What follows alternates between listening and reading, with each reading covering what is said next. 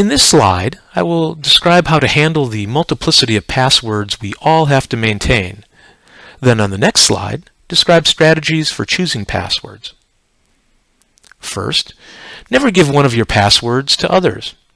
And a corollary to account administrators is to never use the same initial password for each new account.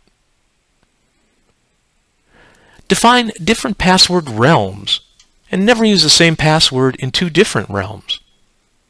I'm defining the term realm here to mean a group of accounts that share common confidentiality characteristics.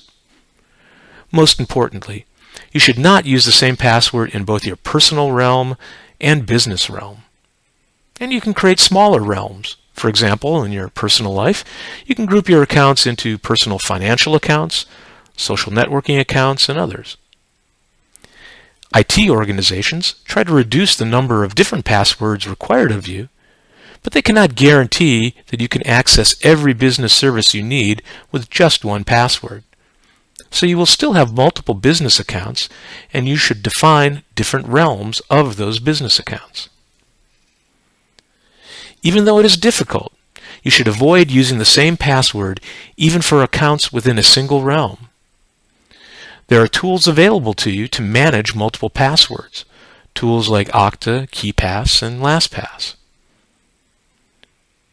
Without those tools, you can develop a personalized algorithm for choosing unique passwords for each account by blending a template password for that realm of accounts with the domain name of the account's site. For example, your Twitter account password would be a blend of the template password for your personal social networking realm and something derived from twitter.com. Of course, just appending the letters TWITTER to the beginning or end of that template password is not clever enough, because that would still allow a hacker to laterally attack your other accounts if they were able to crack your Twitter account password.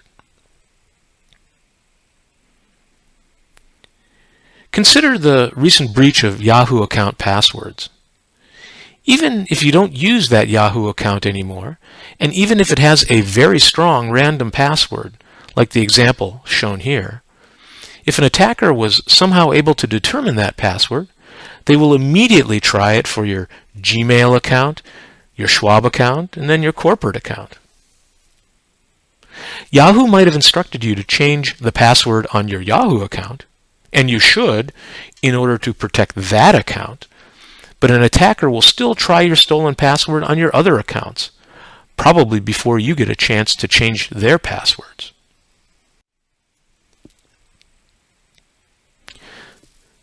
The best password strategy is to reduce the importance of passwords by using two-factor authentication when it is offered.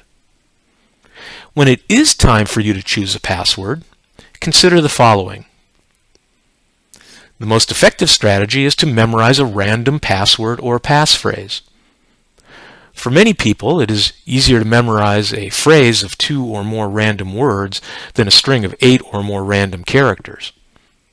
However, if memorizing anything random is difficult for you, here are recommendations of how to personalize, and more importantly, how not to personalize your choice. Even though it may be very personal to you, your depth of passion for a particular sports hero or author is shared by millions of others, including hackers who already have that athlete's or author's name in their password cracking dictionary.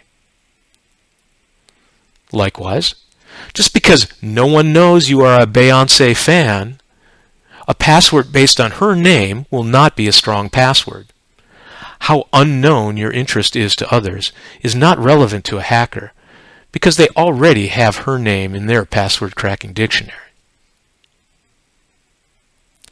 With all that said, even though you probably share your love of one thing with many other people, you might have 2, 3, or 4 interests that, in combination, no one else shares.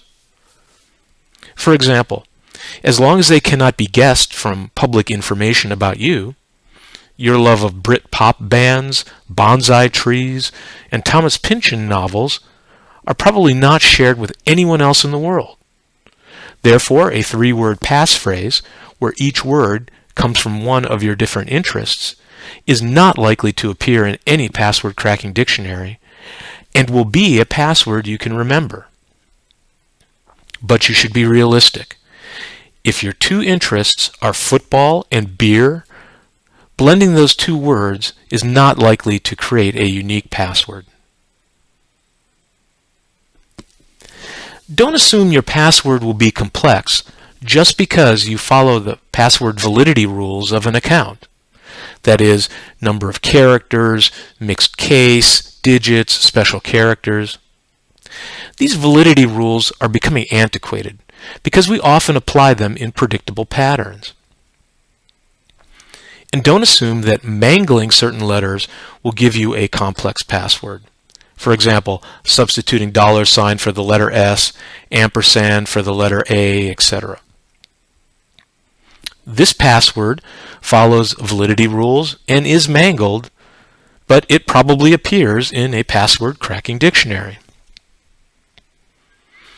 Hackers already know the patterns all of us follow when applying validity rules and mangling. So, they start with an initial dictionary of words, quotes from WikiQuotes, names of athletes, teams, bands, songs, authors, fictional characters, etc. Then, they apply commonly used validity rules and manglings to each entry from their initial dictionary to create a comprehensive final password cracking dictionary. So, before you apply validity rules and any mangling, your password should already be a strong password.